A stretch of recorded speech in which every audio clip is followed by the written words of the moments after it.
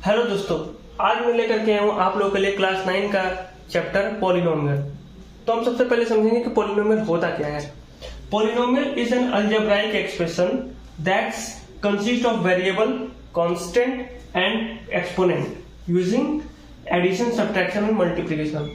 मतलब कि जो हमारा पॉलिनोमियल होता है वो एक अलजेब्राइक एक्सप्रेशन होता है जो कि कॉम्बिनेशन होता है किसका, कांस्टेंट का, वेरिएबल का और एक्सपोनेंट्स का। ठीक है, जिसको कि हम कंबाइन करते हैं with the help of subtraction, multiplication and addition के साथ। एक चीज नोट करने वाली बात यह है कि जब भी डिवीजन अगर होगा किसी वेरिएबल से, ठीक है ना, जैसे अगर मैंने लिख दिया 5/x, 5 अगर मैंने x लिख दिया तो ये इस तरह का जब भी आपको एक्सप्रेशन दिखेगा वो पॉलिनोमियल नहीं होगा।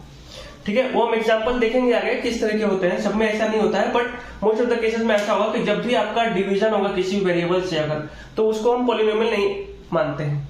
ठीक है, एग्जांपल के तौर पे अगर देखा जाए तो 3x² + 5x - 7 ये क्या हमारा पॉलिनोमियल है, क्योंकि इसमें क्या है, इसमें वेरिएबल भी है x, इसमें कांस्टेंट है 3, 5 - 7, ये सब क्या है, कांस्टेंट है हमारे, और इन सबको किससे जोड़ा गया है, प्लस माइनस के साइन के साथ।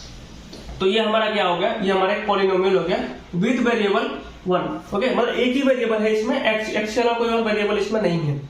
तो ये हमारा होता है पॉलिनोमियल। देखिए, पॉलिनोमियल जो हमारा होता है वो बहुत तरीके का होता है, जैसे मोनोनोमियल, बाइनोमियल, ट्राइनोमियल, मल्टीनोमियल। तो हर एक को हम लोग समझते हैं कि क्या होता है इसका मतलब। जैसे मोनोनोमियल हुआ, तो मोनोनोमियल में क्या होता है कि जो पॉलिनोमियल जिसमें सिर्फ एक ही टर्म हो उसको हम क्या बोलते हैं, मोनोनोमियल बोलते हैं। जैसे अगर आपको पहला वाला एग्जांपल अगर आप देखोगे तो यहाँ पे 3 टर्म्स है, 3x² है, 5x है, -7 है, तो 3 टर्म्स हमको दिख रहे हैं। तो 3 टर्म्स है तो इसका क्या होगा, ये हमको वही पॉलिनोमियल देख रहे हैं जिसमें एक टर्म हो, उसी को हम क्या बोलेंगे, मोनोनोमियल। जैसे 7x3, 5y, ये क्या है, इसमें सिर्फ एक ही टर्म है, तो हम इसको क्या बोलेंगे, मोनोनोमियल बोलेंगे। ठीक है, बाइनोमियल क्या होता है, बाइनोमियल ऐसा है जिसमें 2 टर्म्स हो, जैसे x + 5, इसमें 2 टर्म है, एक x है और एक कांस्टेंट 5 है, तो 2 टर्म हो गए हमारे, तो इनको हम क्या बोलेंगे, दीज आर बाइनोमियल। बाइ का मतलब होता है 2, तो 2 टर्म होगा जिसमें उसको हम बाइनोमियल बोलेंगे। ट्राइनोमियल क्या होता है, ट्राइनोमियल जिसमें 3 टर्म्स हो, जैसे ये पहला वाला एग्जांपल जो हमने डिस्कस किया था, 3x² + 5x - 7, तो इसमें क्या हमको 3 टर्म्स दिख रहे हैं, तो हम इसको क्या बोलेंगे, ट्राइनोमियल। जैसे एग्जांपल के तौर पे x² + 2x + 1, सेम इसी तरह दिख रहा है आपको, तो हम इसको क्या बोलेंगे, दिस इज ट्राइनोमियल। मल्टीनोमियल क्या होता है, मल्टीनोमियल हम उनको बोलते हैं जिनमें 3 से ज्यादा नंबर ऑफ टर्म्स होते हैं, 4 हो जाए, 5 हो जाए, 10, 20, 12 जितने भी होंगे उनको हम क्या बोलेंगे, मल्टीनोमियल बोलेंगे। अब हम पॉलिनोमियल को एक अलग बेसिस पे भी डिफाइन करते हैं, वो होता है डिग्री। डिग्री क्या होता है, डिग्री होता है किसी भी पॉलिनोमियल में जो वेरिएबल है उसका सबसे हाईएस्ट पावर क्या है, उसी को हम क्या बोलते हैं, डिग्री बोलते हैं। जैसे जो पहला एग्जांपल है, इसमें 3x² + 5x - 7 लिखा हुआ है, इसमें x का सबसे हाईएस्ट पावर क्या दिख रहा है आपको, 2, तो हम क्या बोलेंगे कि इस पॉलिनोमियल का जो डिग्री है वो क्या है, 2 है।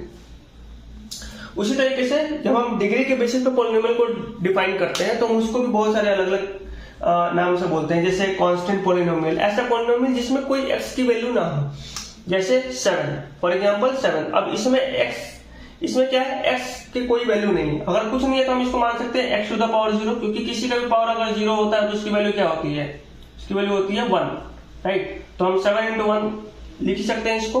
तो इसका अगर आप डिग्री देखोगे तो क्या है, 0 है, इसलिए हम इसको 0 डिग्री बोलते हैं। और ये हमारा क्या डिनोट करता है, ये कांस्टेंट पॉलिनोमियल है। कांस्टेंट जो नंबर हम यूज करते हैं, जैसे यहाँ पे -7 यूज किया हुआ है, यहाँ 5 है, यहाँ 1 है, यहाँ 6 है, तो हम इनको क्या बोलेंगे, दिस इज कांस्टेंट पॉलिनोमियल।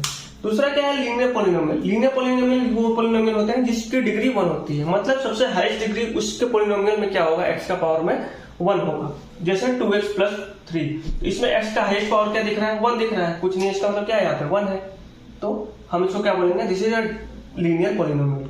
दूसरा होता है क्वाड्रेटिक पॉलिनोमियल। क्वाड्रेटिक पॉलिनोमियल का मतलब होता है जिसमें x का हाईएस्ट पावर क्या हो, 2 हो, जैसे x² + 3x + 2, इसमें x का पावर 2 जो है, जो 2 है वो क्या है, सबसे हाईएस्ट पावर है, इसलिए हम इसको क्या बोलेंगे, this is a quadratic polynomial.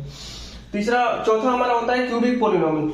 Cubic polynomial का मतलब x का पावर मैक्सिमम क्या होना चाहिए, 3 होना चाहिए, तो वो हमारा क्या कहलाएगा, जैसे क्यूबिक पॉलिनोमियल, जैसे x³ + 2x² - 5, तो इसमें x का सबसे हाईएस्ट पावर क्या दिख रहा है, 3 दिख रहा है, तो हम बोलेंगे this is a cubic polynomial.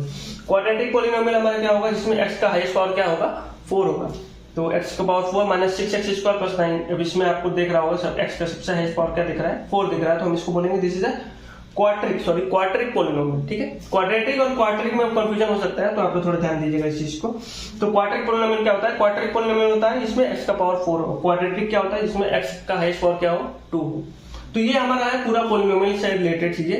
Next lecture में हम लोग देखेंगे कुछ क्वेश्चंस, उनको सॉल्व करेंगे, जो भी एनसीईआरटी के क्वेश्चंस होंगे हम उसको सॉल्व करेंगे। Thank you so much.